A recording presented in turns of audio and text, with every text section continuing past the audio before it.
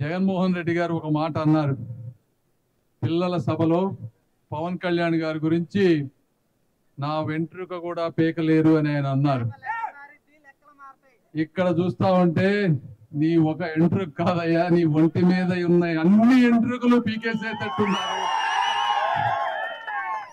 నీకు ఒక పెద్ద బోడి నుండి కొట్టబోతా ఉన్నారు అని చెప్తా ఉన్నారు.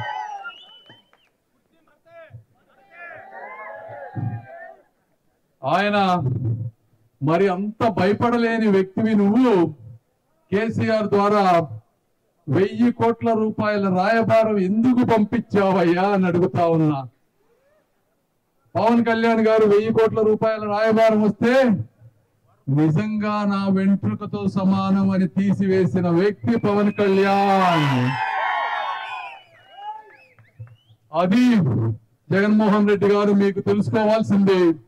అవినీతి సొమ్ముతో, మందుతో, మతాల మధ్య, కులాల మధ్య చిచ్చుతో నువ్వు రాజకీయం చేస్తే కేవలం పేద ప్రజలకు అండగా ఉంటూ వారి గుండెల్లో అభిమానాన్ని పొందుతూ ముందుకు సాగుతున్నటువంటి పార్టీ ఈ జనసేన పార్టీ.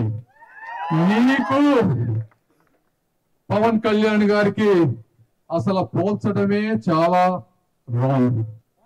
అయినా పోల్చాల్సి వస్తే ఆయన కాలి గోటికి కూడా నీ వ్యక్తిత్వం సరిపోదు అని నేను తెలియజేసుకుంటా ఉన్నాను. కాబట్టి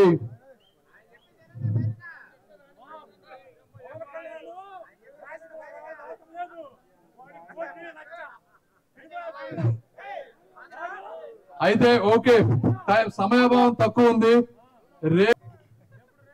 అయితే మీరు వాటర్ గురించి అడిగారు.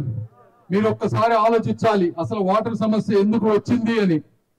అంటే వాటర్ సమస్యలు రాకుండా ఉండాలంటే ముందు చూపు ఉన్నటువంటి పాలనా దక్షత ఉన్నటువంటి వ్యక్తులు అవసరం. అది ఒక ఎమ్మెల్యే గాని, ఒక ఎంపీ గాని, ఒక చీఫ్ మినిస్టర్ గాని. వాళ్ళకి తెలుసు 2 పంటలు పండాలి అంటే మనం ఎంత నీళ్లు ఉంచాలి, ఎన్ని నీళ్లు వదలాలి, ఎప్పుడు వదలాలి అని. కానీ వాళ్ళు ఈ రైతుల గురించి ఆలోచించకుండా వాళ్ళ పనులు వాళ్ళు చేసుకుంటూ సమస్య వచ్చినప్పుడు స్పందిస్తే ఎటువంటి ఉపయోగం ఉండదు. ఎందుకంటే అప్పటికే జరగాల్సిన ఇబ్బంది జరిగిపోతుంది. కాబట్టి మీరు ఆలోచించండి. కిలారి రోసయ్య గారు వస్తారు ఇక్కడికి, వచ్చి కొన్ని మాటలు చెప్తారు. ఎందుకంటే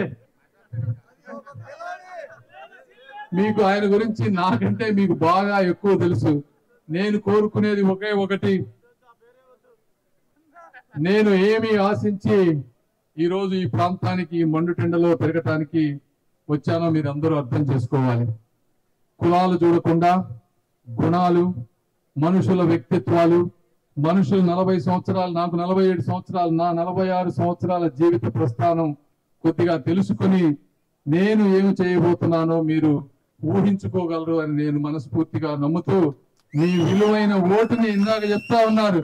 ఓటు అనేది ఒక తూట, ఆలోచించి ఫైర్ చేయండి అని చెప్తా ఉన్నాను. కాబట్టి మీ అందరికీ మనస్ఫూర్తి కృతజ్ఞతలు. నరేంద్ర గారి గురించి కూడా నేను మీకు చెప్పాల్సిన వ్యక్తిని కాదు, ఆయన గురించి చెప్పేంత మనిషిని కూడా కాదు. కాబట్టి మీకు తెలుసు, తప్పకుండా మేమందరం మంచి మెజారిటీతో గెలుస్తామని తెలియజేసుకుంటూ సెలవు తీసుకుంటున్నాను. Thank you.